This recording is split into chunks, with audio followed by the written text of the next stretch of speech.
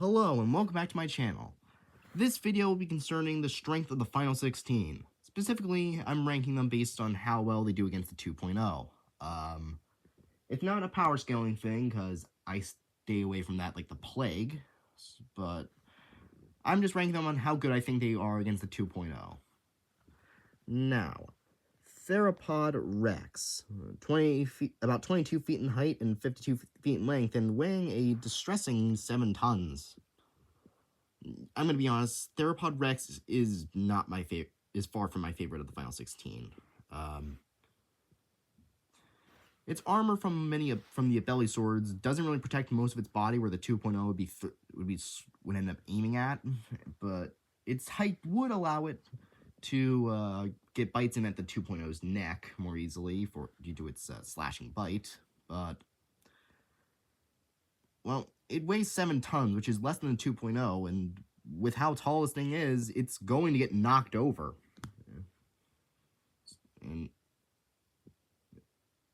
And well, Theropod Rex just... it feels like it just wears that crown under false pretenses. Next is the Valkyriopteryx Hygeia. Valkyriopteryx is a really good hybrid. It's one of my favorites, but while it can win without taking damage, it can only win without taking damage. Like, a single hit is going to cripple this thing. And it does have those spiny quills from the Tenrec, but unlike another member down the line, its brittle bones will still get crushed even with those spines. Still, it takes more than one peck to kill a 2.0, so the Valkyrie also has the talons and the ability to fly, but it just relies on not getting touched. Still really love it though.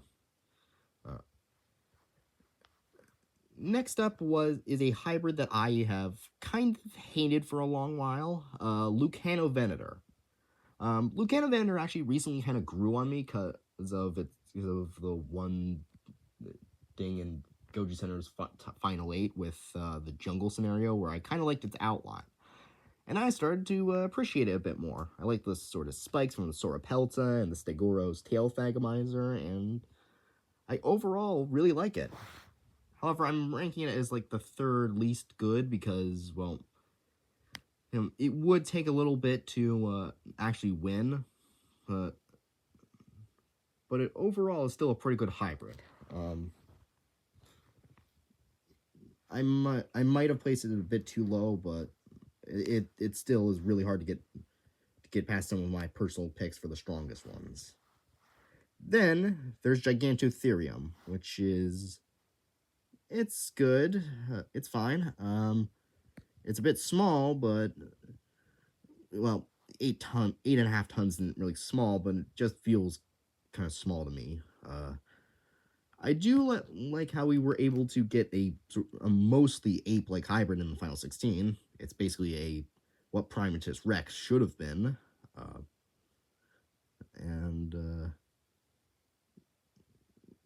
The main thing is that the penguin scales don't really protect the joints, which are spot the 2.0 would likely be to attack, and especially at that face, which is mostly at biting height for the 2.0. So, yeah. It also would require like a weapon to effectively kill the 2.0 very, very quickly, so that's kind of docking at some points in my mind. Next is Mundosaurus. I couldn't find the stats for this thing because, well, besides the 30-ton weight, but, so, Mundosaurus, while it is completely immune to the 2.0's venom, while it is still 30 tons, it just is a bit slow, kind of. I might be underestimating it, but it requires its butt end to be facing the 2.0 for its Shunosaurus club to crack it in the face. But Indom can just sort of loop around and fight it from the front, which it would do much better around. And also, I think part of its neck is at biting range, too. So, yeah.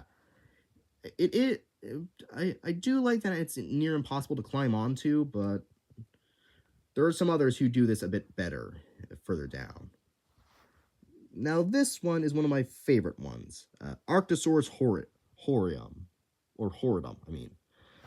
The main thing keeping it on the lower end of the list was something pointed out by YouTuber Hair Zhang. It's just a bit too light. Like, it could have been like 8 tons and still have done pretty good. Like, however, its armor is not as resilient as some others, and despite its utterly devastating bite that combines the Gila monster in Tyrannosaurus Rex, Kodiak Bear, and Wolverine.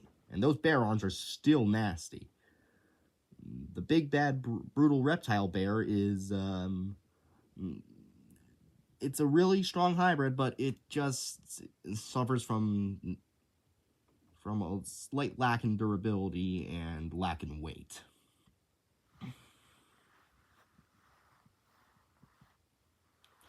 Now, this one is probably a bit controversial to some, but I'm putting Monstertherium next to Vega.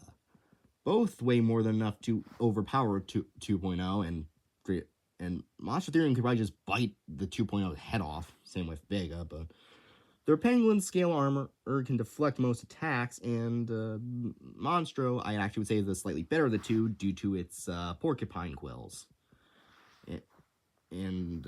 And like when being evaluated against Ferropelta, Vega, they remarked that the thing keeping Vega back was not having any major weapons that he can call upon to, defend itself from behind. Still, they are both really, really good, but Monstertherium also could suffer from a bit of blood poisoning, though, which is why it's on the same level as Vega. But and ironically, the first 2 hybrids shown in the Final 16 showcase are put together. Ironic, isn't it? Next is Behemoth. Now, this may be controversial, but in my opinion, Behemoth is overrated. It is really slow, and while it can resist a lot, take a heavy amount of punishment, it's still going to take nearly forever for Behemoth to land something. And the more the forever goes on, it's going to start heating up, and the heating problem is going to be very, very detrimental to Behemoth, despite the sauropod air sacs. Which is why I put it way below Armatus Gigantus, and another one who I think will come up in just a moment. But still, I really love Behemoth, and its name is metal as all hell. Speaking of, the Armored Titan. Hot take, this is just a better Behemoth.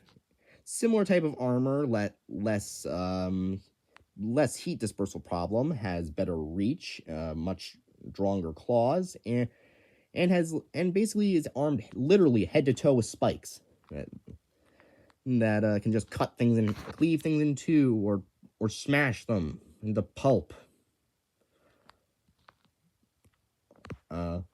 Also, with the Whiptail Lizard, Armored Titan can become a nightmare for the 2.0 if in a, ecological perspective.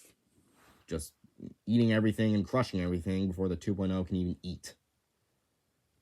Now, this one is Nemifaganax, ever, sir. My personal favorite of the Final 16. In my opinion, Nemi got screwed hard when losing to Monstertherium. That was only because that apparently Pixel Studios, the person who created Nemi, forgot to add the shark denticles to Nemi's skin before the submission. And so that kind of would act like smaller versions of Monstertherium scales while keeping extra flexibility. Also, the armor from Zool and the Megalodon cartilage is used to great effect in this hybrid, which is bolstered by iron deposits from the short-tailed shrew. And that bite, thanks to the T-Rex and Acrocanthosaurus, is going to be nasty, especially with the shape of those Megalodon-like teeth.